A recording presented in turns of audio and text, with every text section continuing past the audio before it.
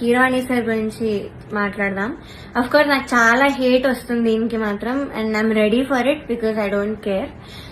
Personally నాకైతే negative comments రాలేదు ఆయన దగ్గర నుంచి. బట్ సెట్ లో ఎలా మాట్లాడతారు, అసలు ఏం చెప్తారు అనేది నేను ఇక్కడ చెప్తాను.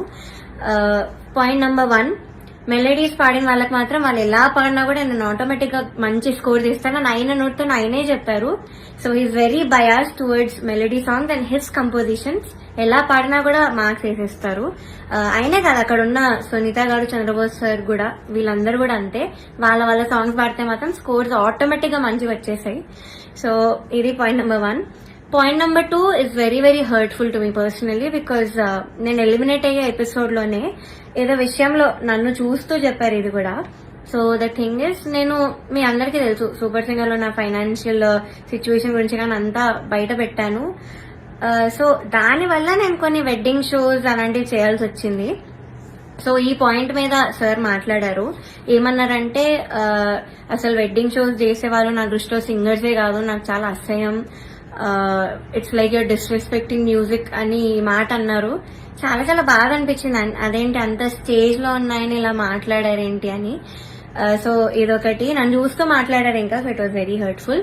పాయింట్ నెంబర్ 3, సో థర్డ్ వచ్చిన వాళ్ళకి ఆయన 1 lakh ఇస్తా అని చెప్పారు. 4th ప్రైజ్ వాళ్ళకి మూవీలో సాంగ్, అండ్ 5th ప్రైజ్ వాళ్ళకి ఆయన గ్రూప్ లో చేర్చుకుంటామని చెప్పారు సార్. సో ఇది ఎలా చెప్పారంటే, 5th ప్రైజ్ వచ్చిన వాళ్ళకి నా దగ్గర కొంతమంది రోజు వచ్చి చాకరీ చేస్తూ ఉంటారు, వాళ్ళ ట్రూప్ లో జాయిన్ చేసుకుంటా అని చెప్పారు. ఇలా చాకరీ అనే వర్డ్ వాడారు. అంటే ఇది డిస్రెస్పెక్ట్ఫుల్ కాదా? So this was very very bad. అంటే అలా అనకూడదు సింగర్స్, ఇలా చాకరీ చేసిపోతారు, దానిలో మిమ్మల్ని కూడా జాయిన్ చేసుకుంటారని ఇలా అన్నారు. సో మీకు ఎలా అనిపిస్తుందో ఇంకా మీరు ఆలోచించండి ఒకసారి. డైరెక్టర్ జ్ఞాపిక ప్రొడక్షన్స్ వాళ్ళ అనిల్ గారు అండ్ హిజ్ వైఫ్, వీళ్ళే మెయిన్ అక్కడ అంతా కంట్రోల్ చేసేది, అంతా వెనకాలంతా చేసేది వీళ్ళే. సో ఫస్ట్ పాయింట్ వచ్చేసి సాంగ్ సెలెక్షన్. ఫస్ట్ నేను మీకు చెప్పినట్టు జడ్జెస్ అక్కడ బయాస్డ్. సో కిరాణి సార్ ఏమో మెలోడీస్ వాడితే వేసేయడం, ఆయన కంపోజిషన్స్ వాడితే వేసేయడం, చంద్రబోస్ సార్ కూడా అంతే, సునీత గారు కూడా అంతే సేమ్. సో ఇలా తెలిసేసరికి ఒక కంటెస్టెంట్ కి మాత్రం ఓన్లీ వాళ్ళ సాంగ్ దే ఇచ్చారు, మోస్ట్లీ వాళ్ళ సాంగ్ దే ఇచ్చారు ప్రతి రౌండ్ లో. ఇంకో కంటెస్టెంట్ కి ఏమో నీకేం వచ్చో చెప్పు, ఆ సాంగ్ ఇచ్చేస్తామని చెప్పి ఇలా ఇచ్చారు ఒక కంటెస్టెంట్ కి. సెకండ్ పాయింట్, ఆ కంటెస్టెంట్ ఒక రోజు రాలేదు అనేసరికి అంతా షఫుల్ చేసేసి ఎపిసోడ్స్ అని ఏదేదో చేశారు. అండ్ అలాంటప్పుడు ఇంకెందుకు ఆడిషన్స్ పెట్టి అందరినీ తీసుకొని, ఎందుకు అసలు పార్వతి అంతమందిని తీసుకొని, ఒక్క అమ్మాయితో చేయొచ్చు కదా సిల్వర్ జూబ్లీ సిరీస్ అని. సో అదొకటి. థర్డ్ పాయింట్ వచ్చేసి, ఫ్యూచర్ లో ఒక ఎలిమినేషన్ జరుగుతుంది నాకంటే ముందు, అని మీరు చూస్తారు ముందు ఎపిసోడ్స్ లో. అయితే ఇది చాలా కామెడీగా ఉంటుంది, మీరు నమ్మలేరు కూడా. ఇద్దరిని తీశారు, ఒక అమ్మాయిని ఒక అబ్బాయిని. అయితే కరెక్ట్ షూట్ ఇంకో 2 days లో ఉందనగా వాళ్ళకి సాంగ్స్ మార్చేశారు, ఆ ఇద్దరికే సాంగ్స్ మార్చారు with a very funny reason. Keeravani sir కి రాగం నచ్చదు అని, శివరంజని అనే రాగం నచ్చదు అని వీళ్ళిద్దరిని తీస్తారు. కామెడీ ఏంటంటే అదే రాగంతో ముందు స్కెడ్యూల్ ఒక అబ్బాయి పాడాడు, అబ్బాయికి బాగానే మార్క్స్ వచ్చాయి. అదే స్కెడ్యూల్ లో ఇంకొక అబ్బాయి కూడా పాడాడు, అబ్బాయి కూడా బాగానే మెచ్చుకున్నారు, మంచి కామెంట్స్ వచ్చి అన్ని వచ్చాయి. బట్ వీళ్ళిద్దరికి మాత్రమే సాంగ్స్ మార్చేశారు. అయినా కూడా దీస్ 2 పాపం ఆ టైంకి నేర్చుకొని I think they did very well, మార్చినా కూడా. కానీ వాళ్ళనే ఎలిమినేట్ చేశారు యాజ్ ఐ ఎక్స్పెక్టెడ్. నేను అప్పుడు అనుకున్నా, యాక్చువల్లీ సాంగ్ ఇలా మార్చేసి అంతే ఏదేదో చేస్తున్నారో, నేను అప్పుడు అనుకున్నా వీళ్ళిద్దరిని తీసే ఛాన్స్ ఉంది అని. And the thing is, కిరాణి sir రాగం నచ్చకపోతే మరి ఎందుకు చేశారో తెలీదు. అంతర్యామి అనే పాట అదే రాగంలో చేశారు. బట్ ఏమో ఆ ఫన్నీ రీజన్స్ అయితే వీళ్ళిద్దరు సాంగ్ అయితే తీసేశారు కరెక్ట్ ఎలిమినేట్ చేసే ముందు. అండ్ నౌ నేను ఎందుకు అంత మెంటలీ ఎఫెక్ట్ అయ్యాను అని ఇప్పుడు చెప్తాను. ఫస్ట్ థింగ్, నేను చెప్పినట్లు డిస్క్రిమినేషన్ అది, ఇంకా జడ్జెస్ యొక్క డిస్గస్టెడ్ లుక్ తో నన్ను చూడడం, ఎప్పుడు ఒక చీడ పురుగును చూసినట్టు చూడడం. They treated me like I'm worthless. So అలా ట్రీట్ చేశారు, జోక్స్ వేశారు వాళ్ళు కూడా నా బాడీ మీద. ఇవన్నీ నాకు ఆడియన్స్ ద్వారా తెలిసింది, వాళ్ళకి వినిపిస్తుంది కాబట్టి వాళ్ళు పక్కనే ఉంటారు. సో నేనైతే అస్సలు ఎక్స్పెక్ట్ చేయలేదు, ఇలాంటి జడ్జెస్ దగ్గర నుంచి అయితే అస్సలు ఎక్స్పెక్ట్ చేయలేదు. అంటే నేను ఇన్ని షోస్ చేశాను, తమిళ్లో పాడాను, అన్నిట్లో పాడాను, ఎప్పుడు కూడా ఇలాంటి ఎక్స్పీరియన్స్ ఒక జడ్జెస్ నుంచి అయితే నాకు ఎప్పుడూ లేదు. శ్వేతామోహన్ గారు ఇప్పటికి కూడా మాట్లాడతారు, నన్ను ఏంజల్ అంటారు, the sweetest, the most talented అంటారు.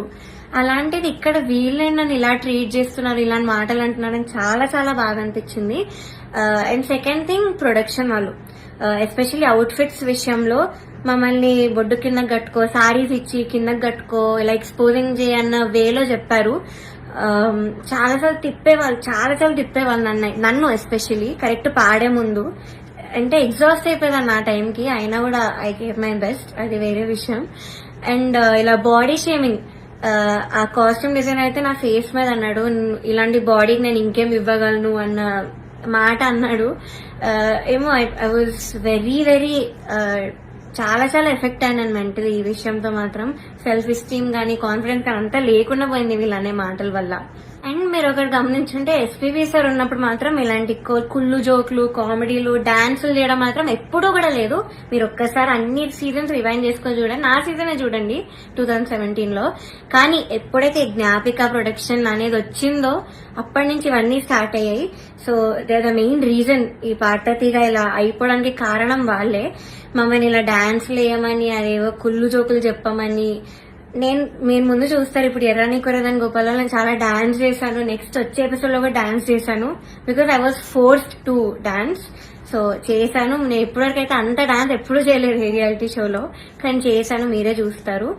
అండ్ మాకు ట్రాన్స్పోర్ట్ లో ఒక కంటెంట్ మేనేజర్ మాత్రమే వచ్చేవాళ్ళు కార్లో, బికాజ్ మా ఇంటి పక్కన ఆయన కూడా ఉంటారు.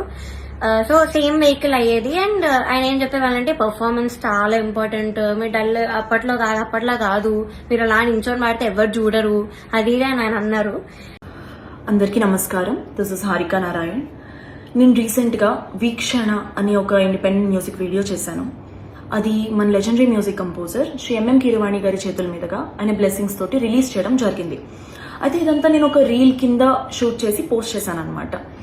అయితే ఇప్పుడు ఈ వీడియో చేయడానికి కారణం ఏంటంటే, ఒక న్యూస్ ఛానల్లోని పర్టికులర్ జర్నలిస్ట్ నా రీల్ని completely out of context use చేసి లైవ్ టెలికాస్ట్లో దాని మీద జడ్జ్మెంట్స్ పాస్ చేస్తూ నెగటివిటీ స్ప్రెడ్ చేయడం జరిగిందనమాట. నాకు అది అస్సలు నచ్చలేదు. ఫస్ట్ ఆఫ్ ఆల్, ఆ స్థాయిలో ఉన్నటువంటి ఒక వ్యక్తి, ఒక లెజెండరీ పర్సన్ ఒక చిన్న మ్యూజిక్ వీడియోని సపోర్ట్ చేయడం అన్నది చాలా గొప్ప విషయం. It shows how much he encourages young and aspiring musicians who want to grow. నేను ఆ వీడియోలో నుంచుని ఉండడం అన్నది నా చాయిస్.